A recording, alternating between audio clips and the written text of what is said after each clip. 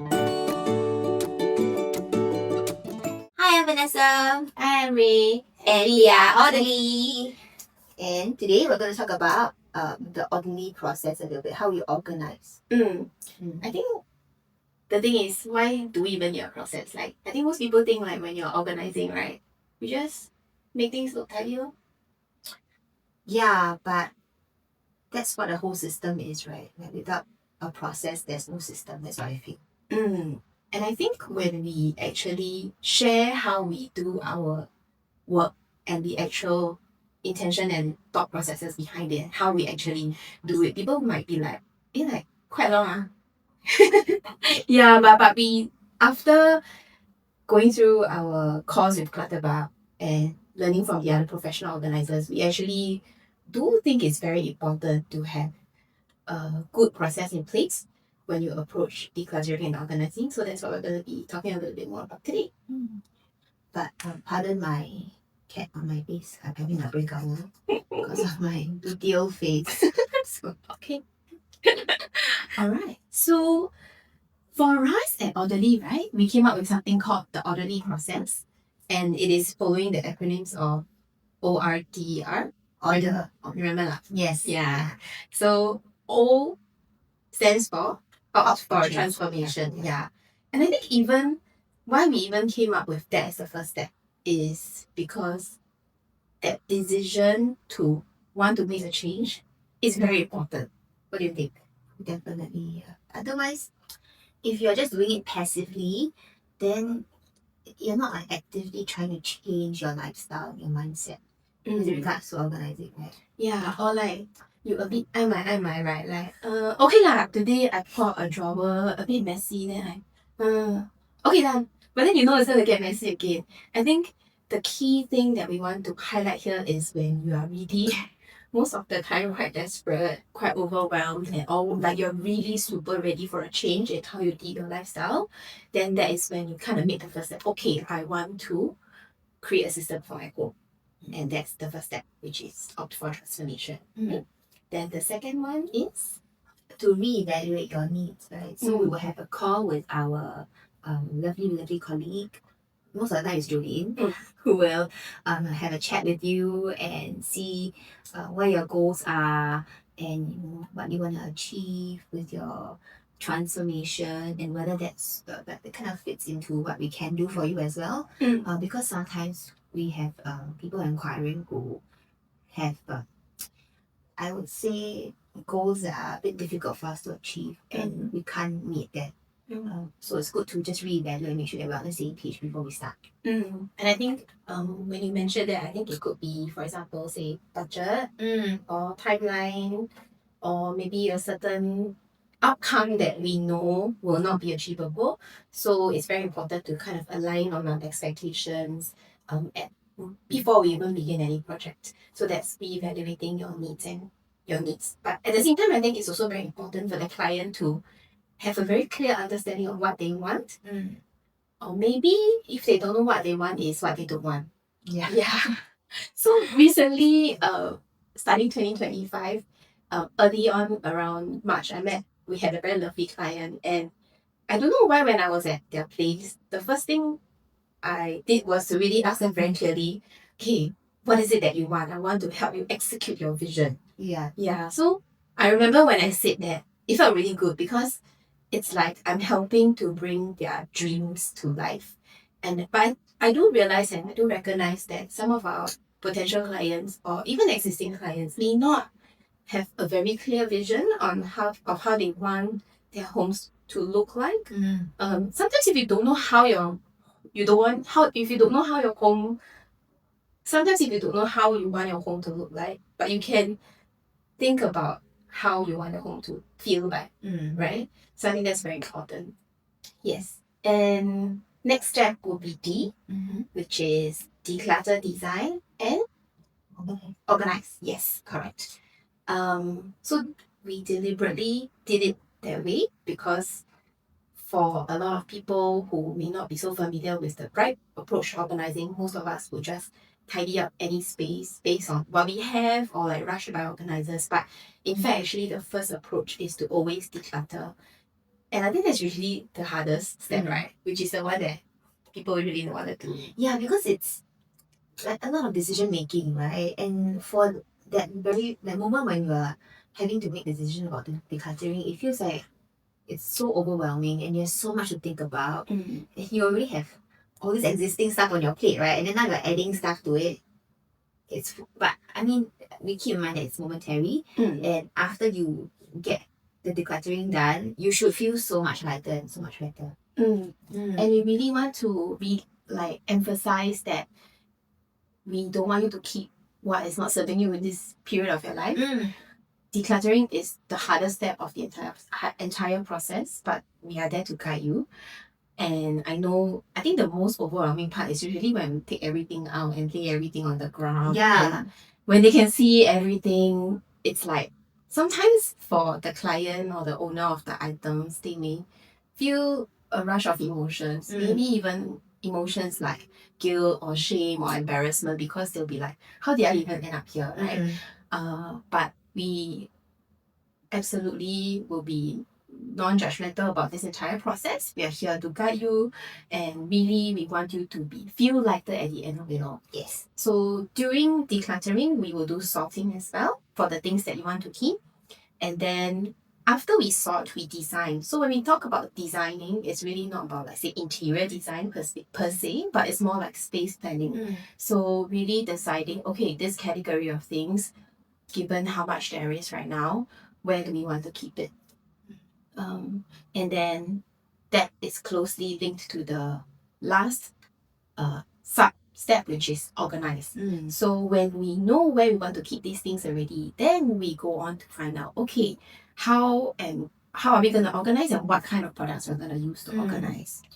And I think we mentioned in one of the previous episodes where we talked about how actually creating the shopping list is quite a lot of work, because we have to keep in mind things like measurements, budget, like what you're gonna put inside, and that really takes quite a lot of mental work as well.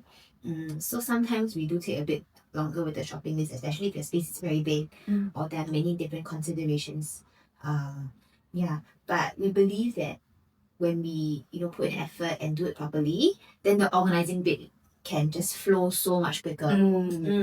But that also takes like your trust in us and your faith in us that we're going to source for the best products for you. Yeah, and also it depends on, say, the client's overall budget, right? Like if they're a bit more budget conscious and they want to reuse some of their existing organizing products and we just need to top up a few, we're also very careful in selecting what are the ones we then want to purchase, because we want to make sure that overall it still looks decently aesthetic and the price point, everything as well. So we do put a lot of effort into creating a shopping list for our clients. So the third step is probably the biggest step, right? Yeah, Declutter, it takes the longest. design and organize. That's like 70%, 80% of like the whole process. Then the fourth step is E, which is evaluate your space, right? To try it out.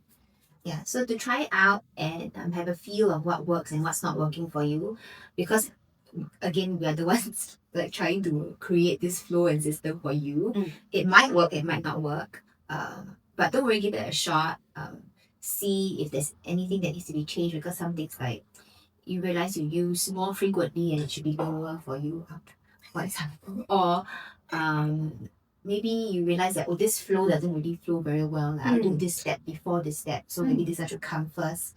Things like that. But you will never really know until you try it out. A lot of times I think when we organize with our clients, for example, if it's a parent with kids, but when we organize, it's usually when the kids are not home, right? Yeah. And then let's say we're working on a space that is heavily used by the kids, say the living room, and then there's a lot of toys, and we're trying to make the entire space a bit more functional and create a system that's easy for the kids to maintain. A lot of times, after the kids come home and then they try out the new system, that tells it all. So we get feedback from our clients, and we've heard different kinds of feedback. One for me recently is that, oh, my son now knows where to keep his cars. And as simple as that, right? It just made me so happy, because I think the parent, when he shared it with me, I felt like it is going to make his life so much better moving forward.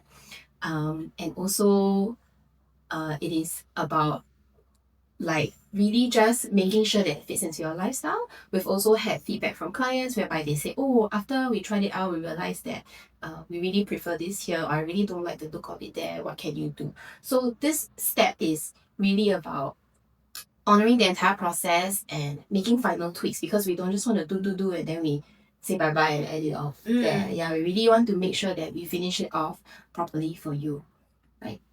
Yeah. Which is where the last step comes in, right? Which is to revisit. So yeah, revisit. Yeah, so you cannot remember. So a month later, after you try out your space and we finish organizing, we'll text you and see how things are going. Hopefully things are going well. But if not, let us know. We can make changes if needed. Yeah. Yeah. So how do you even came out of this process? I think it was like 2 years ago.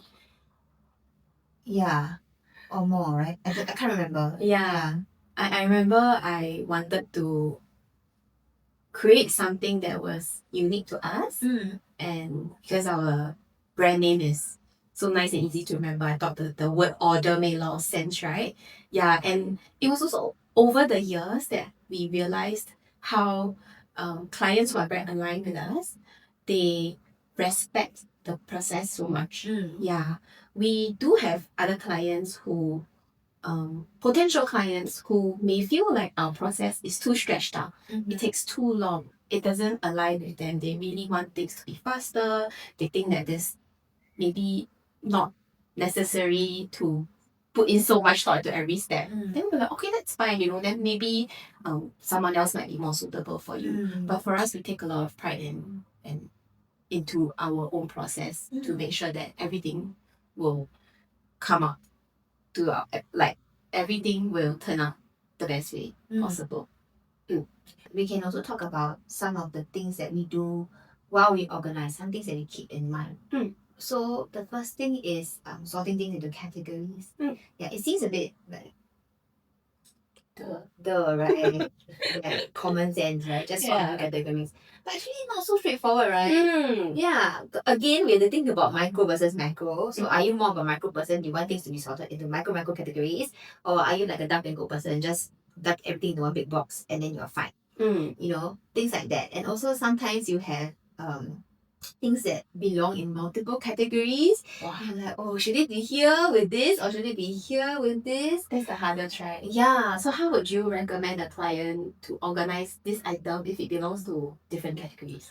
I would normally see how many things there are in each of the categories and also think about what container they are in. Sometimes it fits into this category better because of the container size lah. Sometimes right? But sometimes also the flow, right? For example, in my own house, my cutlery drawer is generally pretty organized, but I had a problem with my tongs, so I didn't know where to put my tongs. So I had no choice. I just put it with like the straws because it's very random, but because the straws took up like just a tiny bit of space in that big container. And I was like, I'll just name this category straws and tongs. Like it's fine, it's still cutlery. Yeah, it's the things that I use. Yeah. It doesn't have to be perfect lah. It has to make sense for you or your space. I think also what sometimes I might do for things that may belong to multiple, that can belong to either categories, I will ask the client, how would you use this item? For example, like a lock. A small lock. Most people might put it in the storeroom. But then if this lock is more unique to, say, traveling, like you lock your suitcase, then I would put it with other travel stuff. Because for us, we like to create a travel section in your home, wherever that lives. It can be in your bedroom, it can be in your storeroom or a study room, depending on where that space. So we really would find out like how would they best use it so that they are most likely to remember where to find it when they need it, right? So that's really more about the categorizing of things. Other than that, when we organize, we also do pay attention to things like making sure that everything should stay vertical as much as possible. Because from Cassandra Arson, we learned that vertical is visual, horizontal is hidden. I was like, oh, I really love that phrase because it's very easy to remember. So even when we organize like snacks within the drawer or even on the shelf inside the bins, we like to keep things vertical. That just helps to make everything very visual and you can see everything at a glance. Even other things like organizing by height, like say you have a lot of sauce packets and then you want to make sure that the taller ones are behind, the shorter ones are in front so that you can once again see everything and then remember to use them. What else? Oh, and also the height, right? The torso, eye to torso area thing that we always do. Yeah, especially for shorter people like me. So what we do is prime real estate exists from your eye to chest area because this area is like easier to grab. Anything higher up, I mean, you strain your arm muscles a bit, but if you have got lots of muscles, then good for you. But and then anything lower, you have to bend down to get it, so a bit more troublesome or cumbersome, especially if you have mobility issues. So eye to chest area is for everything you use most frequently. I would say followed by lower and then higher. Yeah, because it's always easier to go lower than to go higher, right? That being said, we've had a client, I think, did we speak about this before? I think, who was very, very tall. So both husband and wife were incredibly tall. So for them, it was eye to chest, followed by upper cabinets, then lower cabinets, because they were incredibly tall. But the thing is, their eye to chest is like our here. Yeah. So everything for them existed like in the upper cabinets. And then things that they hardly ever used were like in the lower cabinets. Yeah. So that was quite funny and a little bit odd for us to execute, but it made us remember and realize that we need to be flexible when we're organizing. Yeah, and they really do it according to the client, right? So we customize it to the client. Yeah. And like that, I remember that day we were just using the step stool everywhere. Every single place we were organizing, we had to use step stool. I don't have the step stool, can I use it? Correct. Yeah, and I think the most important thing is to always label. Yeah, and think about labeling also when you're doing it for younger kids, especially because some of them can't read yet, right? So I like to do for younger kids drawings. So we have the IKEA 365 clear sticker labels. And then I will use to write down what it is and then draw a picture for them so they know what's what. And I had like such lovely feedback from our very young clients who like will tell their helpers or their aunties, Auntie, that doesn't belong in that box. Yeah, it belongs with the cutlery. You see the picture? Yeah, so cute. And honestly, only you can draw. I cannot draw from us. Always have to ask you to draw for me.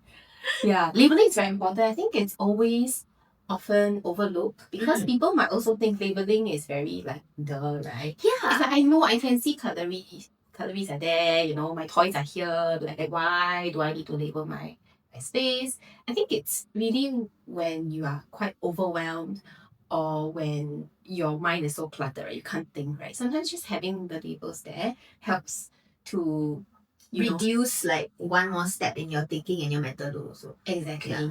And it's particularly useful, especially if you have domestic helpers in your home or when you are like in a multi-generational home. Yeah, or like if you just live with somebody else. Yeah, like I have a client who has housemate. Yeah, so it's just it is kind of like a bridge. It's kind of like a way to communicate with each other without actually talking to each other. Yeah. I think it ensures that everyone can find what they're looking for and most importantly put things back where they belong and they know that that's the home for the thing. And I think the very adorable thing about labels is that when kids start to learn how to read, they get very excited about the labels. And like they want to like make sure they label everything or they'll be like learning how to read this word. So it kind of encourages learning and reading. I had a client, very funny. She wanted me to label like the laundry baskets, the three section laundry baskets, right? And she wanted me to label her daughter's one in a very funny way. Like I can't remember word for word, but something like the most the bestest person in the world, something like that. So that the daughter knew that this laundry basket was for her. Super cute. Yeah. So that I think it is very important to label, and I've never labeled my house my whole life till I became a professional organizer. Yeah. When I moved in, I even labeled like all the light switches and all that. Oh, yeah, a commitment. Yeah. Okay. So I think some people are also very curious to find out what's the difference between us and, for example, the KonMari method, the Marie Kondo method, right? Yes. Yeah. Because Marie Kondo is so famous, right? When we talk about how we're professional organizers, most people will remember her first or the home edit. Oh, Marie Kondo, I like Marie Kondo indeed. Yeah, and like, yeah, something like that, but not like that. Yeah, so we have a close friend, Esther. She is a KonMari consultant, and we do we have learned from her how she actually organizes with a client, right? And I mean, while we find that the method is very unique and different for us, we just found ourselves feeling more aligned and resonating with the Clutterbugs method a little bit more. But we just wanted to kind of share very briefly how is it like for the KonMari method. So for them, instead of organizing and they call it tidying by space, they go by categories. So what they do is their first category is clothes. So what that means is if you have like 3 bedrooms and you have clothes in these 3 bedrooms, you would focus on tackling all the clothes first. After clothes is followed by books, papers, komono, and sentimental items. I thought there's another one for kitchen or something, but I think because we're not KonMari, Yeah, let's get Esther to come in. Yeah, so the key thing here, sorry, we hope we didn't like murder this thing, but the main difference is that they tidy by category and not by space. And actually, when I think about it, I feel like it does make sense to some level. At some level, right? Like you want to tackle everything, like all the clothes at one go to make sure that all the clothes fit well in your wardrobes. Yeah, I think it makes a lot of sense also. It's just that for a lot of our clients, some of them, if they have a smaller budget, then they may want to just tackle space by space instead. Then if we eventually get through the whole house, we would then make adjustments to the previous categories that we have tidied up if it is now affecting the existing space. Yeah. But generally, no right, no wrong, just what you prefer. Yeah, correct. And then in our experience as professional organisers, we have came across many other professional organisers from the States, UK, Australia, Canada. These countries have a lot of in the professional organising industry is very established, right? We realized that they all have different processes, or rather, their processes may be called a different name, but the core of it all is still the same. Yeah, right. The concepts are still the same. Most of them will start off with decluttering, followed by sorting. So it's just either sort or declutter first, either or, and then followed by organizing. Yeah. So it's really about making sure that you edit your things, you pare down, you declutter, you reduce your things first before you contain them in any form of containers. So we really want to emphasize that and highlight that, because if you don't declutter and you simply organize, you are just moving stuff around. So we watched this what was that show again? It's from the UK, right? Yeah, Gogglebox. Yeah. I love it. When they're talking about some organizing thing and then they're literally just moving shite around. Yeah. It's so funny, I love it. I love that. It's Yeah, so moving shite around. Yeah. So I mean, if you're really not ready to declutter, then I think there are people who can work with you. But definitely we won't be able to help in that sense, because we strongly believe in decluttering and only keeping what you need, so that at least your space is being used efficiently and is completely maximized to like what's serving you at that very moment, right? Yeah, and we don't want the clutter to hinder your life, the way you live your life, because you have no idea how decluttering can really change your life and make you feel so much lighter and less stressed. You might even become a different person or mindset, like your perspective and outlook on life might be very different after you realize how good you feel without all of the existing clutter in your home. And of course, if right now you feel like you're not ready, that's okay. Take your time. We've had many clients who have inquired with us, who asked us whether or not we can organize without decluttering. We strongly discourage. And we will always tell them, if you're not ready to declutter now, never mind. Maybe when you're ready, you can come and find us again. Yeah. We've had clients, right, who like inquired a year ago and then they come back a year later and say, okay, now I'm like ready. Yeah. So sometimes the point where you opt for the transformation might not be now, might not be today, could be 3 months later, 6 months later, a year later. That's okay. As long as you're ready, your mindset is ready, we are ready to guide you and help you along. Yeah, so I think that's all for today's episode. Yeah, I hope this help paints a better picture on how we declutter and organize for our clients using our orderly process. So that's it for today. Yes. Yes. Bye. Bye bye. Hi everyone, thank you for tuning in so far, and we hope that you've been enjoying the podcast and you've been learning from it. Actually, this marks the end of season 1 of the podcast, and we're going to be taking a break before we come back next year for season 2. And in season 2, we're going to be talking more about mindset shifts and inner work and how that relates to organizing and decluttering, but also in general. So just things like entrepreneurship, parenthood, how we do things at home even.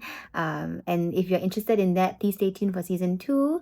If you have any suggestions or comments or questions, feel free to DM us or drop them in the comment section anywhere you watch this or hear this. And I'll see you in season 2 next year. Bye.